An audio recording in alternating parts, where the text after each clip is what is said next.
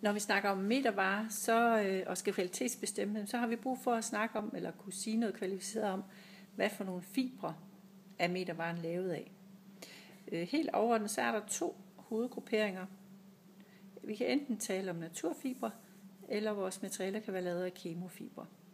Naturfibre, det er dem, vi direkte kan gå ud og finde i naturen. For eksempel en bomuldsblomst, hvor vi kan spinde hårene. Og kemofibre, kalder vi også nogle gange man-made fibre.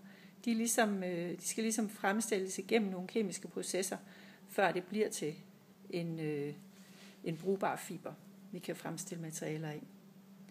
Hvis vi først lige kigger på naturfibrene, så er der ligesom 3 hovedgrupper. Den første, det er vegetabilske fibre. Der kan vi snakke om frugtfibre. Det kan fx være bomuld. Vi kan tale om stængelfibre. Det kan være en hørstængel, for eksempel fra planten hør. Og vi kan tale om bladfibre. For eksempel kunne det være kokos, som man nogle gange bruger til at lave for eksempel gulvtæpper. Så vegetabilske fibre kan komme fra forskellige steder på planten. Den anden hovedgruppe, det er animalske. Det vil sige, at de kommer fra dyr.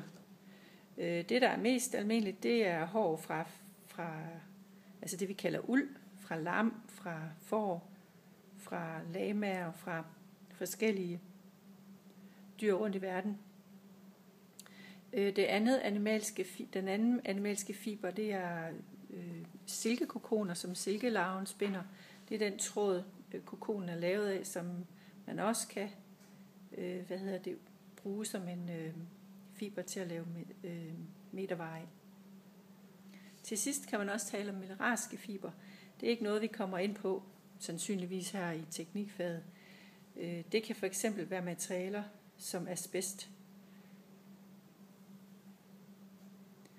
Den anden hovedgruppe, kemofiber, der er der 2 hovedinddelinger. For det første kan vi tale om fibre, som er regenererede. Regenererede fibre er alle sammen lavet på baggrund af cellulose.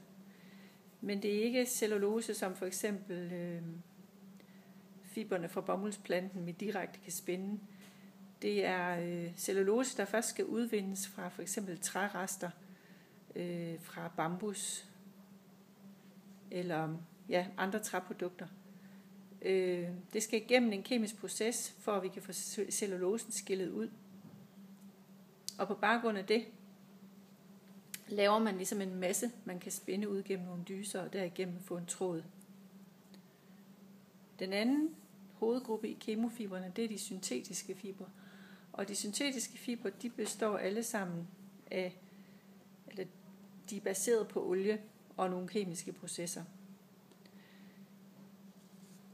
Når I skal mere ind præcist at se på de her fibertyper, så kan I altid kigge på side 6 i jeres tekstilbog. Der kan I se den her oversigt, som I hele tiden kan vende tilbage til. Og i næste tekstiltime, der skal vi prøve at undersøge de her forskellige fibertyper lidt mere og se, hvad det er, de kommer fra. Prøv at kigge på en bomuldsblomst, prøv at kigge på en silkekokon og nogle af stænglerne, og hvordan råmaterialernes kemofiberne ser ud.